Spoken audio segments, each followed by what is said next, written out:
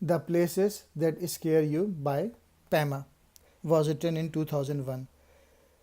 The main message is we grow by shining a light on the mind's dark places. The slogan is always meditate on whatever provokes resentment. She writes, life does continuously go up and down.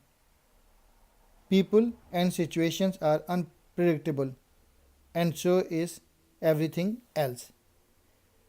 We can get more relief from fully experience a feeling of discomfort than immediately trying to eliminate it.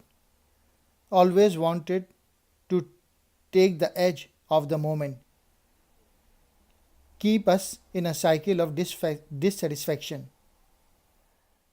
Practitioners of Buddhism seek to cultivate four limitless qualities: loving kindness, compassion, and joy.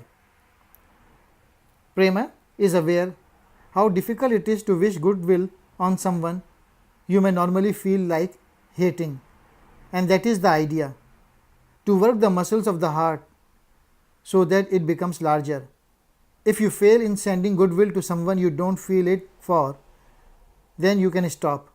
The idea is not to force yourself to be a saint, but to stretch what you are capable of in terms of compassion and loving kindness.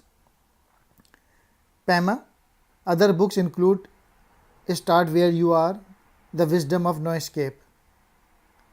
If you are a Christian, for instance, simply put compassion in the place of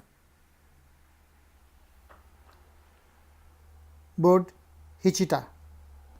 Every human being has plenty of scary places, but what marks one person out from another is their willingness to peer into these corners of the mind.